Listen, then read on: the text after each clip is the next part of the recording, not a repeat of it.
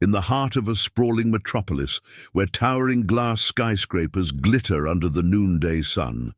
Nestled within the city's elite district lies a street that oozes wealth and status, the Pavilion. This boulevard is home to only the most prestigious of establishments, luxury stores that cater to the 1%, where each item holds an eye-watering price tag, and service is tailored exclusively for the world's richest. Among these boutiques stands Boulanger and Company, a high-end fashion house that has become synonymous with wealth and exclusivity. Its customers are the ultra-elite, celebrities, moguls, and politicians.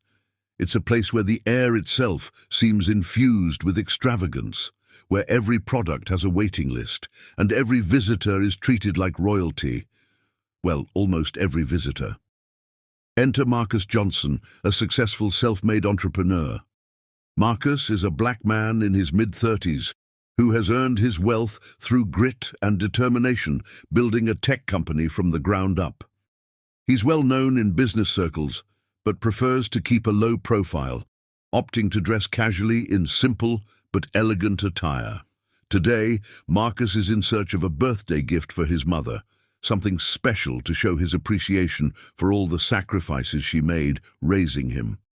His mother always loved luxury, even if they couldn't afford it when he was growing up, so Marcus decides to pay a visit to Boulanger and Company, hoping to find the perfect piece. As Marcus strolls down the pavilion, the sun glints off his designer watch and sleek black car parked by the curb. He's feeling good. Life is good. But as he steps inside the store, the pristine glass doors sliding shut behind him, he has no idea the storm that's about to hit. Part 2. The first glimpse of racism. The moment Marcus steps foot inside Boulanger and Company, the air changes. He feels it instantly. A subtle shift, like the temperature of the room has dropped a few degrees. The store is an opulent oasis of designer clothes, rare jewelry, and exotic leather goods, with sleek glass cases and softly lit displays. A few shoppers mill about, dressed in expensive fabrics, each carrying an air of quiet superiority. Behind the main counter, we meet Harold Hathaway, the store's owner and manager. Hathaway is in his early 50s, with silver hair combed neatly back, his tailored suit perfectly crisp. He's the kind of man who believes in the old money way of life, where lineage and appearance matter more than merit, and where skin color, whether he admits it or not, plays a significant role in how he views people. As Marcus approaches a display case featuring an elegant diamond necklace, he notices Hathaway eyeing him from across the store. It's not a friendly gaze. In fact, Marcus feels it more than sees it. A certain coldness in the way Hathaway's eyes scan him, from his shoes to his face, a flicker of disdain just beneath the surface. Hathaway makes his way toward Marcus, his polished leather shoes clicking softly on the marble floor.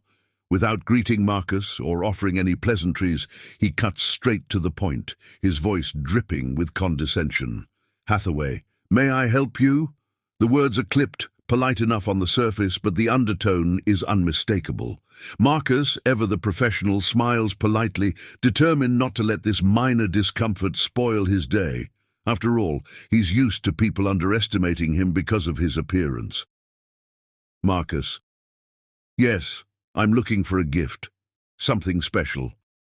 Hathaway arches an eyebrow, his expression unreadable, but Marcus can feel the judgment oozing off the man. He steps behind the glass counter, but doesn't bother to hide his skepticism. "Hathaway, a gift? For yourself, or—" The question is framed as innocent, but there's an edge to it, a suggestion that Marcus might be out of his depth here. Marcus glances at the necklace, nodding toward it. "For my mother. Her birthday's coming up, and I think she'd love this piece." Hathaway barely glances at the necklace Marcus is pointing to. Instead, he takes a step back, folding his arms across his chest, his eyes narrowing as if assessing whether Marcus belongs in his store at all. "Hathaway, that necklace starts at $35,000. Are you sure this is what you're looking for? Marcus doesn't flinch. He's dealt with men like Hathaway before. Calmly, he nods. Yes, that's fine. I'd like to see it, please. Part 3. The insult. Instead of reaching for the necklace, Hathaway stands still, his lips curling into a tight, forced smile. There's no mistaking the tension now. Marcus feels the heat of other customers' eyes on him, glancing over curiously, wondering what's unfolding. Hathaway clears his throat as if he's about to deliver a speech. Hathaway: You see, at Boulanger and Company, we pride ourselves on curating exclusive, high-quality pieces for discerning clientele. Perhaps there's another store that might be more suited to your needs. The insult lands like a sucker punch, though Marcus keeps his composure. This isn't just about questioning his financial status. This is about his race, about the assumptions Hathaway is making without knowing anything about him. It's a feeling Marcus is all too familiar with. Growing up in a modest neighborhood, he was used to people seeing him as less than. But now, as a successful businessman, he's earned his right to be here, and he's not going to let Hathaway push him out. Marcus: I think this store is exactly what I'm looking for, he says, his voice steady, unwavering. Now, if you'd be so kind, I'd like to see the necklace. But Hathaway isn't backing down. Instead, he chuckles softly, shaking his head as if Marcus is a naive child who doesn't know any better. Hathaway leans in slightly, lowering his voice as if sharing a secret. Hathaway: Look, I'm just trying to save you the embarrassment. This is a place for serious buyers. Maybe you should try somewhere down the street, something more in your price range. Marcus can feel the anger bubbling beneath the surface, but he refuses to give Hathaway the satisfaction of seeing him lose his temper. Instead, he straightens his back, his eyes locking onto Hathaway's with a steely determination. Marcus: You're making a mistake. Hathaway sneers, his condescension now in full view. I doubt it. With that, Hathaway motions to the security guard near the entrance. Within moments, the guard approaches, clearly unsure of the situation, but following the unspoken command of his employer. The message is clear. Marcus is no longer welcome here. Part 4. Humiliation. The guard, a large man with a professional demeanor, steps up beside Marcus. He doesn't say anything, but his presence alone is enough to send a signal. Marcus takes a deep breath, realizing that continuing this battle here would only make things worse. He glances around the store. Other shoppers are watching, some pretending not to notice, others staring openly. He's being judged, not just by Hathaway, but by everyone here. They see a black man in a luxury store, and they've already drawn their conclusions. Without another word, Marcus turns and walks toward the exit, his footsteps echoing in the silent store. The glass doors slide open, and as he steps back into the bustling street, the weight of the encounter settles on his shoulders. He could walk away, let this go, but deep down, Marcus knows he can't. This isn't just about him. It's about every person who's been judged, underestimated, and humiliated because of their appearance or background. As he stands on the sidewalk, staring back at the glittering facade of Boulanger and Company, a plan begins to form in his mind. Hathaway thinks he's won, that he's rid his store of an unworthy customer, but Marcus knows better. He's going to make sure Hathaway regrets every word he said. Part 5. The Plan. That evening, Marcus returns to his penthouse apartment, the city skyline glittering beyond his floor-to-ceiling windows. It's a space that reflects his success, sleek, modern, and filled with reminders of how far he's come. But tonight, Marcus isn't thinking about his accomplishments. He's thinking about the way Hathaway looked at him, like he didn't belong, like he was invisible. As he pours himself a glass of whiskey, his phone buzzes on the counter. It's a message from Tyrell, his best friend since college and a brilliant attorney. They've built their careers together, always having each other's backs. Marcus knows Tyrell will want to hear about what happened. Marcus. You won't believe what went down today. He recounts the story in a series of texts, describing the thinly veiled racism and the way Hathaway had treated him like a common thief. Within seconds, Tyrell responds. Tyrell. Bro, that's insane. You know you can't let that slide. Marcus leans back against the kitchen counter, a slow smile creeping across his face. Tyrell's right. He can't let this slide, but it won't be a simple lawsuit or public shaming. No. Marcus has something far more intricate in mind. Part 6, the masterstroke. The next day, Marcus wakes up with a sense of purpose. He's not the type to react impulsively. If there's one thing business has taught him, it's that success comes from strategy, patience, and timing. Today, he's going to implement the plan that he stayed up late refining. His phone buzzes again. It's Tyrell. Eager for an update. Tyrell. So what's the move? Are we suing, or are we exposing this clown? Marcus smiles, sipping his morning coffee. His plan is far more intricate. He doesn't just want to expose Hathaway. He wants to change the game, both for himself and for every person who's ever been judged by appearances. Marcus. Neither. I'm thinking bigger. Tyrell. I knew you'd say that. Spill Marcus spends the next few hours preparing for his return to Boulanger and Company. He arranges a meeting with a well-known journalist, Leona Michaels, who specializes in stories that expose hidden injustices. Leona's work on racial discrimination in corporate environments has earned her both praise and criticism, but Marcus knows she's the perfect person to help him bring this situation to light. He meets Leona for coffee that afternoon and lays out his plan. She listens carefully, nodding, her eyes narrowing as Marcus describes Hathaway's behavior. Leona. It's not surprising, but it's disgusting.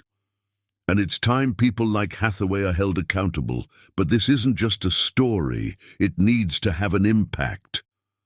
Marcus. That's exactly what I want. I don't just want to shame him. I want to make him regret ever thinking that way. I want to make a point that no one should be treated like that, regardless of their skin color, wealth, or background. Leona agrees to help, but they both know that Hathaway's downfall won't come from one news article. It will come from something bigger, something that shakes the foundation of his business. Part 7. Going Undercover.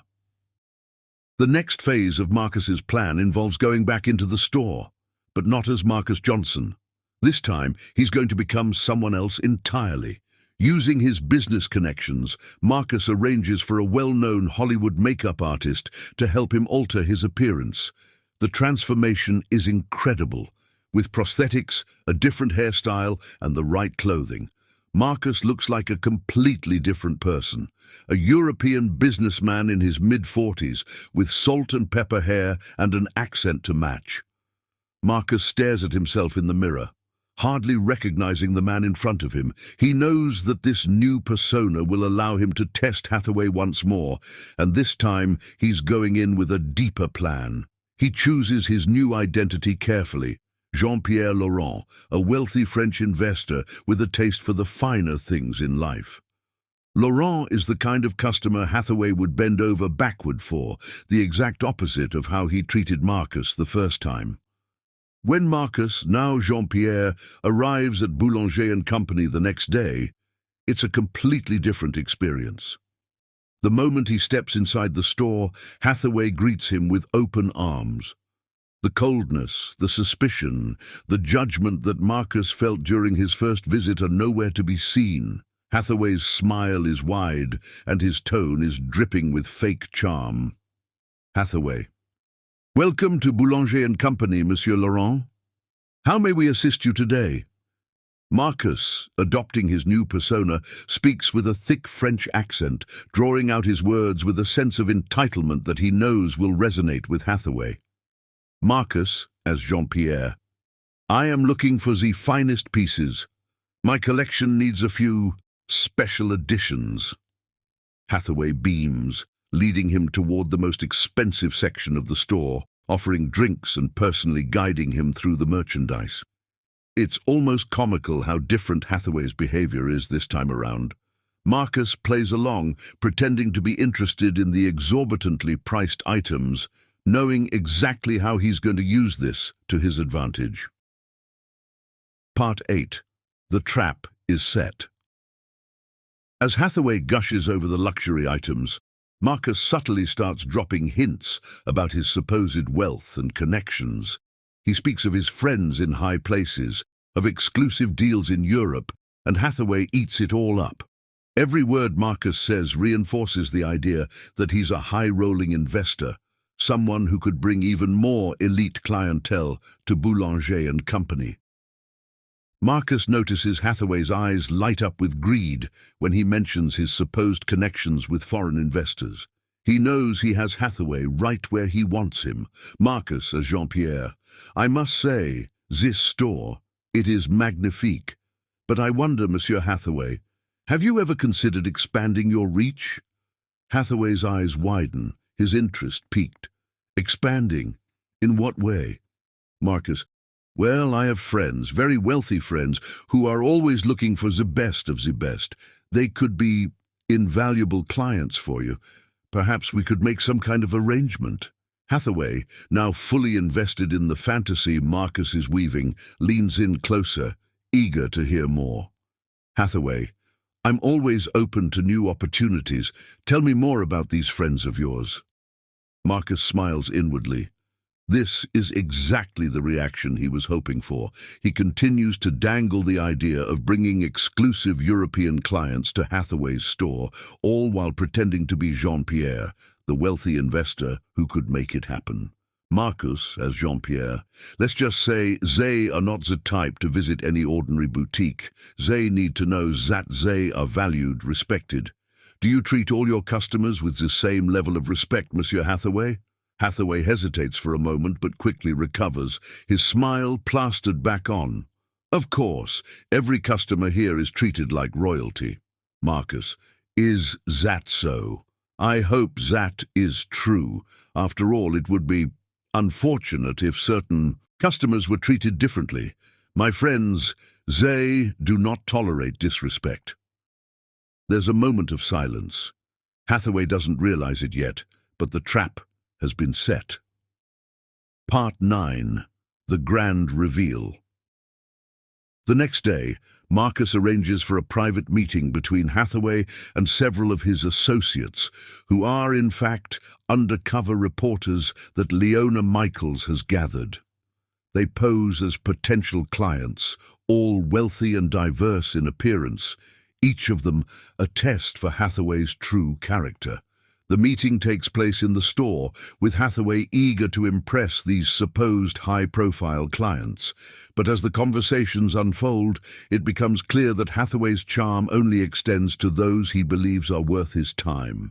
When one of the undercover reporters, a black woman dressed in high-end fashion, asks about a specific piece, Hathaway hesitates, just as he did with Marcus.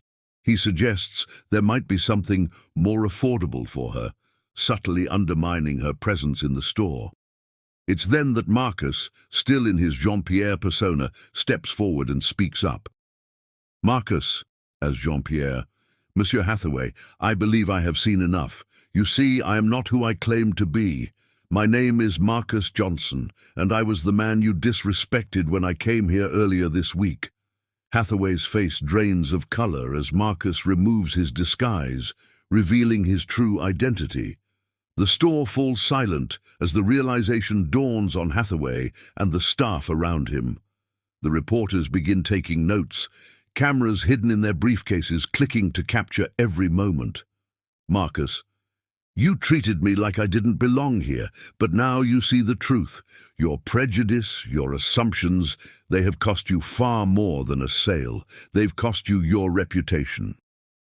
The reporters surround Hathaway, bombarding him with questions about his treatment of customers and the clear pattern of discrimination they've observed.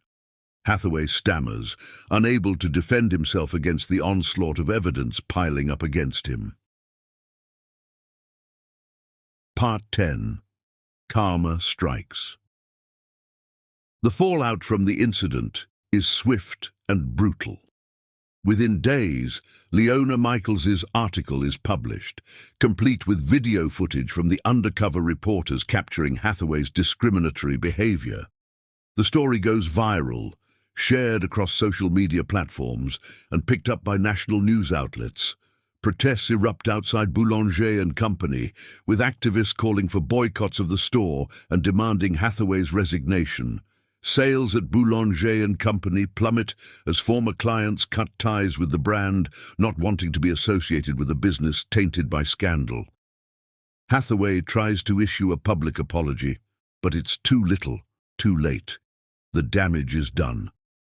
His reputation is irreparably destroyed, and within weeks he's forced to step down as owner, selling the store to avoid bankruptcy.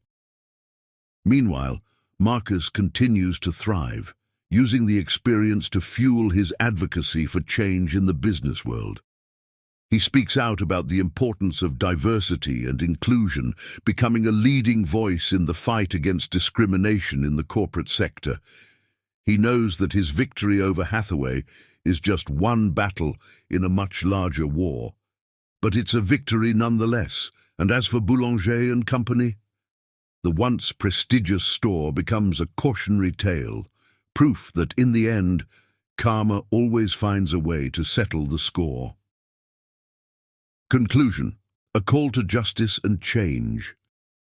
As the story of Marcus Johnson and Boulanger & Co. draws to a close, it's important to remember that what unfolded in that glittering luxury store is not just a tale of one man's triumph over injustice. It's a mirror reflecting the harsh reality that so many face every day.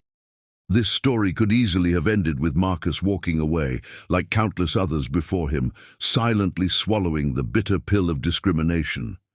But Marcus chose to act. He chose not to let the weight of another's ignorance diminish his worth. In doing so, he gave a voice to the voiceless, a spotlight to an issue many would prefer to ignore.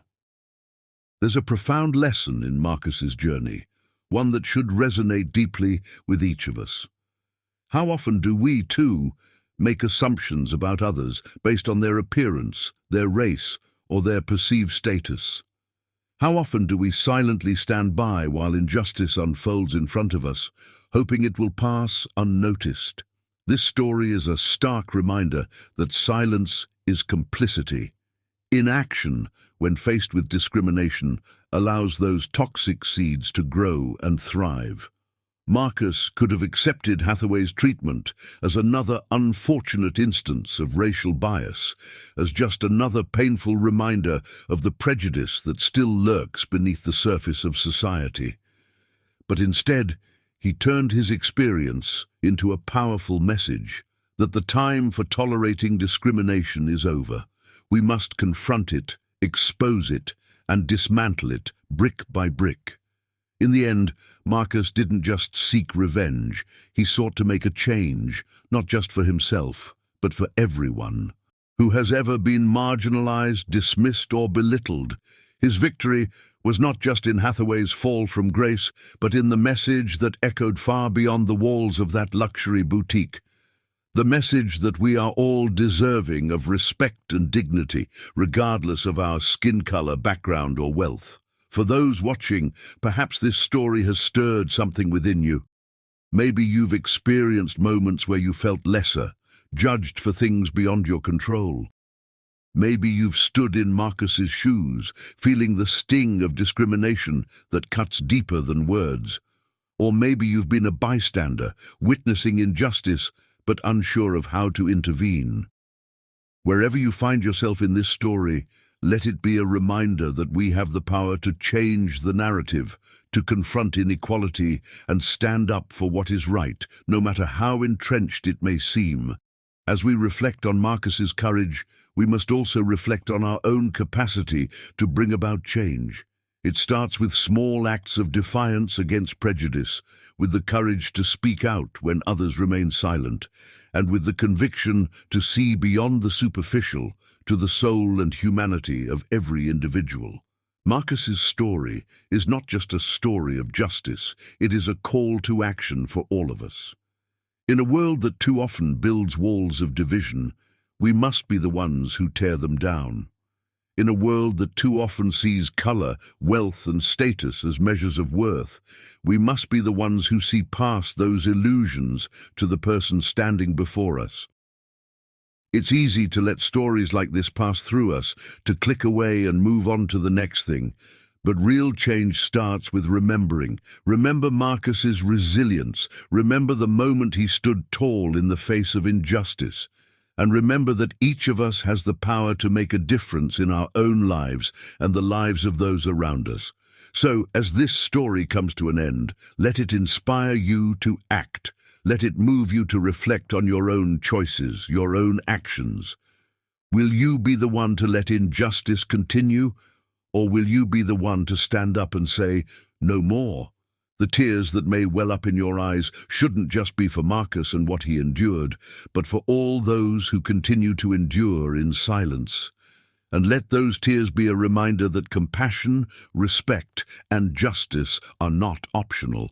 They are necessary for us to create the world we all deserve to live in. In the end, Marcus's victory is not just his own. It belongs to every person who has ever been made to feel small, to every person who has ever been told they don't belong. His story is our story, and it's up to us to write the next chapter. Change starts with us. Today, tomorrow, and every day forward.